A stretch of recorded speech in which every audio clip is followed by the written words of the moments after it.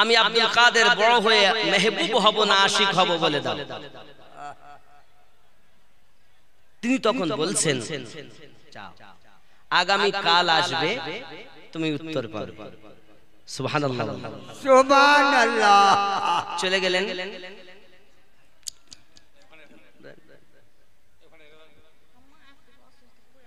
আম্মা পড়ে আছে কত জান, আল্লাহ হেফাজত করুক। নেন বাবাজি, নেন বাবাজি, নেন।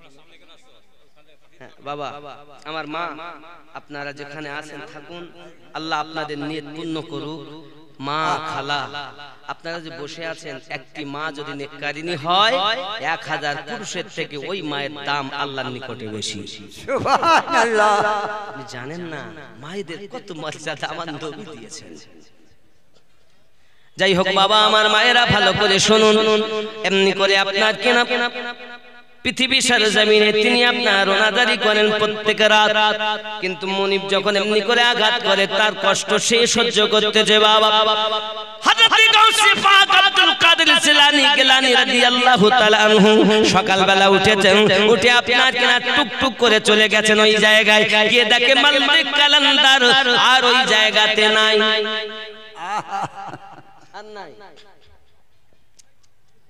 তখন আশপাশের লোককে জিজ্ঞাসা করছে কোথায় গেছে, যে এখানে ছিল আল্লাহু আল্লাহু করতে, কোথায় গেছে? সবাই বলছে নেই, সে তো মারা গেছে। কি হয়েছে?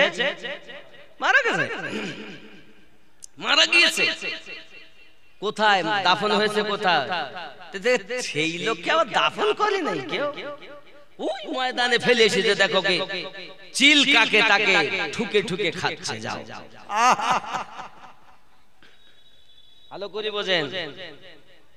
গাউসে পাক রাদিয়াল্লাহু তাআলা আনহু তিনি টুকটুক করে গেলেন, দেখছেন সত্য আপনার কিনা তার দেহটাকে চিল কাকে নুচে নুচে খাচ্ছে, এমন কি কুত্তাতে যাইয়া তাকে খাবল মেরে মেরে আপনার তুলতেছে। এমন সময় গাউসে পাক বলছেন, এই মারদে কালান্দার, আমাকে বলেছো কাল আসলে উত্তর দেব, আর আজ তুমি চলে গেছো, এই কি কখনো সম্ভবপর নাকি? বলো তুমি কি কখনো মিথ্যা কথা বলো নাকি? এই মারদে কালান্দার বলো বলো। লাশ থেকে আওয়াজ আসছে, এই আব্দুল কাদের তোমার প্রশ্ন কি বলো? সুবহানাল্লাহ। আওয়াজ আসছে, প্রশ্ন কি বলো? গাউসে পাক বলছেন আমি বড় হয়ে মেহবুব হব না আশিক হব। তখন ওই লাশ থেকে আওয়াজ আসছে, আব্দুল কাদের মেহবুব হওয়া বড় সহজ ব্যাপার, মেহবুব হওয়া বড় সহজ ব্যাপার। মেহবুব যদি কেউ হয় তাকে সব আদর যত্ন করি, আপ্যায়ন করি, থাকা জায়গা দেয়, খেতে দেয়, তার পায়ের পানি পর্যন্ত ধুয়ে পান করে, তার জন্য সুন্দর ব্যবস্থা হয়। এটা হলো মেহবুবের কাজ। আর আমার দিকে তাকাও, আমি হলাম আশিক। আমার অবস্থা দেখো, আমাকে একটা কাফন পর্যন্ত জোটেনি, মাটি পর্যন্ত জুটেনি, এমনকি চিল কাকে আমার লাত টুকে টুকে খাচ্ছে। আশিক হওয়া কঠিন, মেহবুব হওয়া বড় সহজ। সুবহানাল্লাহ। এমন কথা যখন ওই মারদে কালান্দার বললেন, গাউসে পাক বললেন, ও মারদে কালান্দার, মেহবুব হওয়া যদি সহজ হয় তাহলে আমি আব্দুল কাদের আশিক হওয়া বড় কঠিন। আমি আশিক হয়ে জামানাকে দেখাবো। সুবহানাল্লাহ।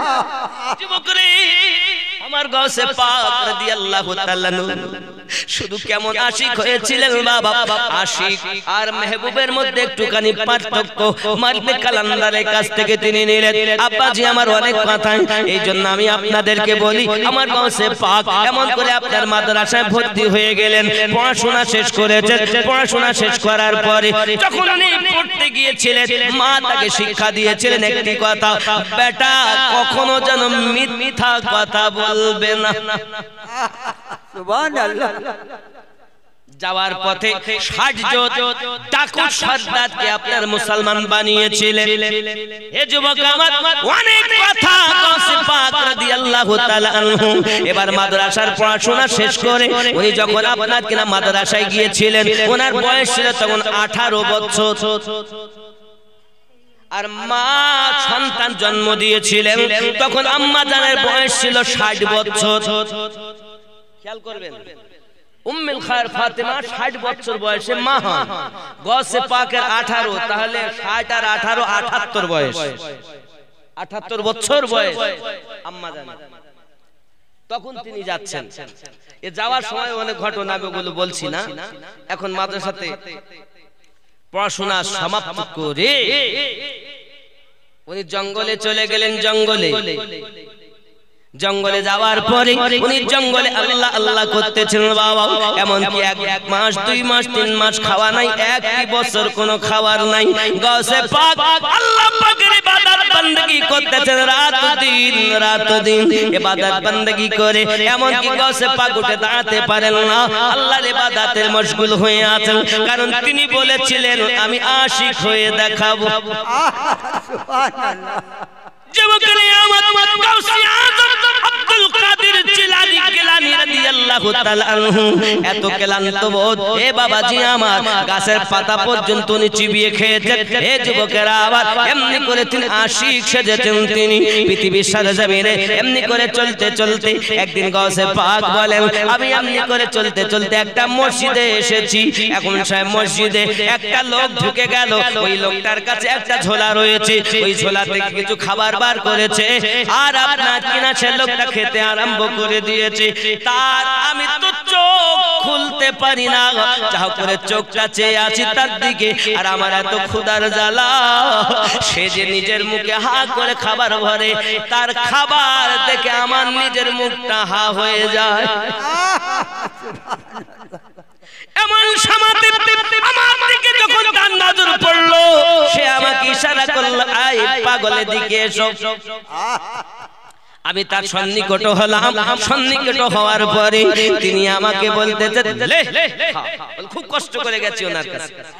উনি আমাকে বলছেন লে, এই খাবার তোরও নয় আমারও নয়, খেয়ে নে। সুবহানাল্লাহ।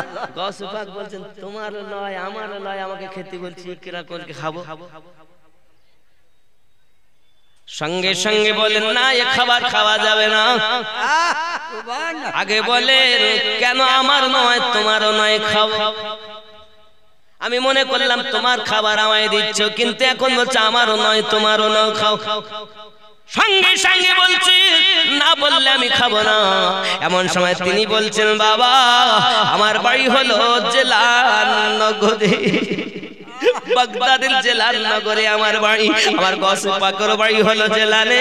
এমন সময় গ্রামের নিজের এলাকার নাম শুনতে চমকে গেলেন, বলে শুনে নেন আমার ওই এলাকার বাড়ি এমন এক আবিদা জাহিদা নেককারিনী খাতুন থাকে, তার ওই ওসিলায়, তার ওসিলা দিয়ে যদি কেউ কখনো দোয়া চায় সঙ্গে সঙ্গে দোয়া কবুল হয়।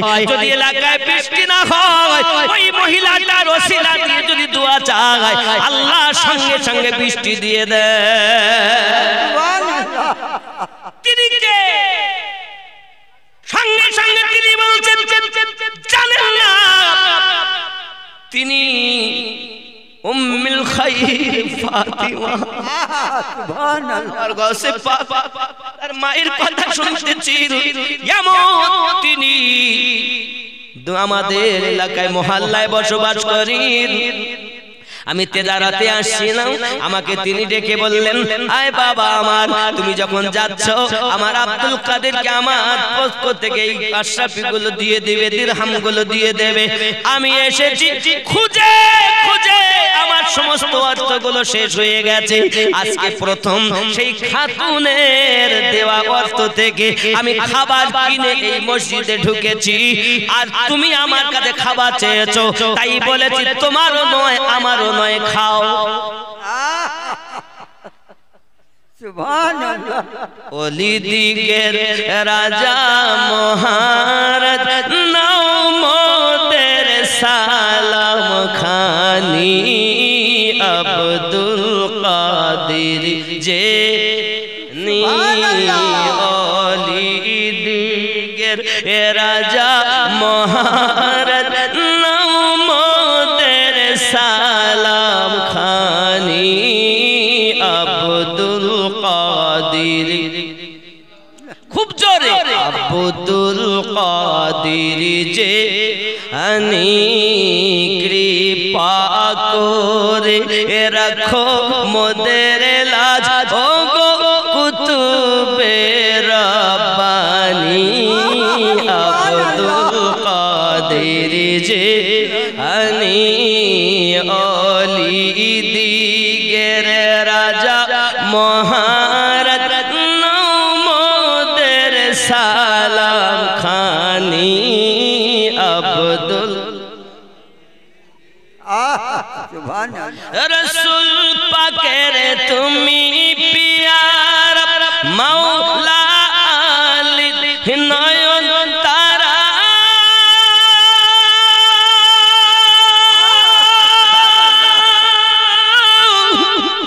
মা ফাতিমার প্রাণের দুলাল হাসান হোসেনের জিগার পারা সর্বগুণে গণমনি সর্বগুণে গণমনি তুমি মেহবুব সুবহানি আব্দুল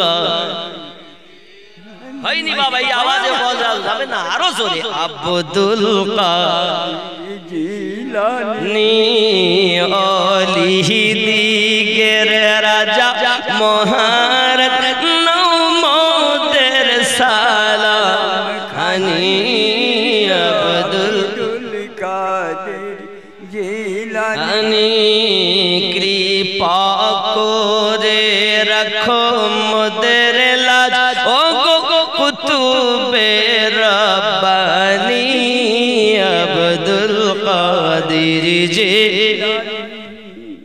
মুসিবতে পড়ে মোরা ডাকি তোমায় দাস্তাগি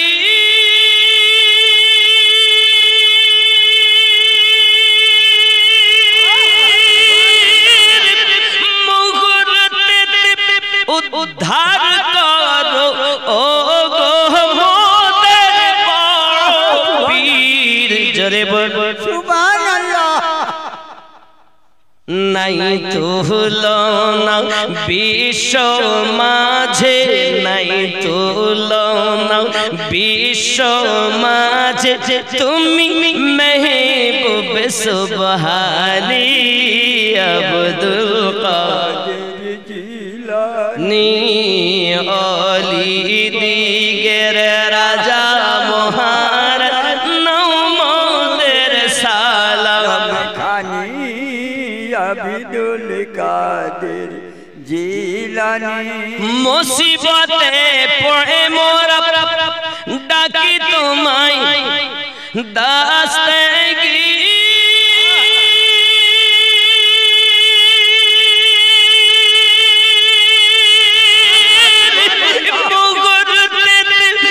উদ্ধার করো ও গো মোদের পীর নাই তুলনা বিশ্ব মাঝে তুমি মেহবুব সুবহানি আব্দুল কাদির জিলানী আরো জোরে আব্দুল কাদির জিলানী হে বাবা আপনার ওনার নাম নিতে কষ্ট হচ্ছে বলিদের সম্রাট তিনি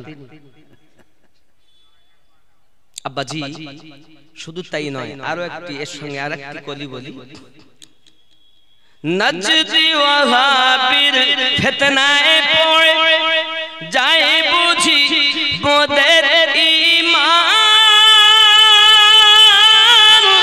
বেদিন দিকে অত্যাচারে বড়ই মোরা পেরেশান পঞ্জাতানের দুহাই তোমার পঞ্জাতানের দুহাই তোমার কত মুশকিল আসানি আব্দুল কাদের জিলানী অলি দিগের রাজা মহারাজ নমদের সালাম খানি আব্দুল কাদের জিলানী গৌসে পাক আমার বললেন বাবা আপনি কি আমায় চেনেন না না না এলাকায় খুঁজতেছি আব্দুল কাদের খুঁজে খুঁজে হয়রান হয়ে গেছি আমার অর্থ সব শেষ হয়ে গেছে বলে আমাকে চেনেন আপনি যাকে খুঁজতেছেন সেই আব্দুল কাদের হলাম আমি সুবহানাল্লাহ তাহলে আপনি এটা আপনার খাবার উনি বলছেন আগে বলেছেন আমারও না তোমারও না আরে আমি তো আপনাকে আমি তো শুনেছি বাগদাদের সর্বশ্রেষ্ঠ আলেম আপনি আপনি মর্দে কালান্দার আল্লাহর মেহবুব কিন্তু এই হালাত কেন ইশক আমাকে এমন বানিয়েছে सरकार आला हजरत अजीमुल बरकत अलैहि रहमत दीवान बोले आए इश्क तेरे सदके चलने से छूटे सस्ते जो आग बुझा देगी वो आग लगाई है सुभान अल्लाह ये इश्क आलादा आशिक आलादा আমার বাবাজি ভাইয়েরা শুধু তাই নয়